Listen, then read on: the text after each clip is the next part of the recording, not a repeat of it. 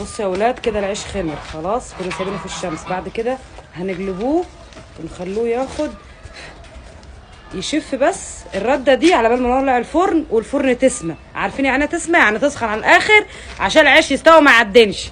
ارجع لكم تاني. بص الدخانه اللي طالعه من ورايا هتزعبر دلوقتي. عارفين يعني ايه هتزعبر؟ وادينا هنحضر العوده اللي هنشق بيها العيش. وعندنا هنا دي فروده عليها البيضه عادي شويه هتبيضها. هروح ابيضها لها غصب عنها زي ما كنت عامل زمان.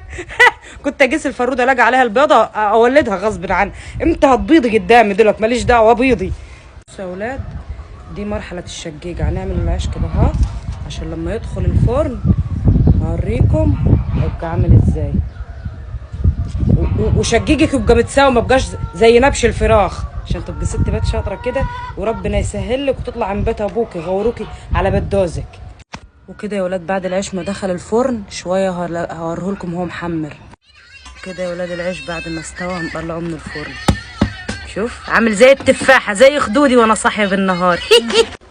على فكره نسيت اقول لكم معلومه. دي الفرن الطين، في فرن حديد. ابويا ما بيحبش عيش الفرن الحديد، معتز بهذه الفرن لان بيقول لك طعمها بيبقى متغير. هو عنده حق على فكره اصلا. يا سلام على عيشها وعيشها وعدو مكتوب لي اعيشها اهو. وادي العيش الشمسي زي الورد زي خدودي بالظبط محمر.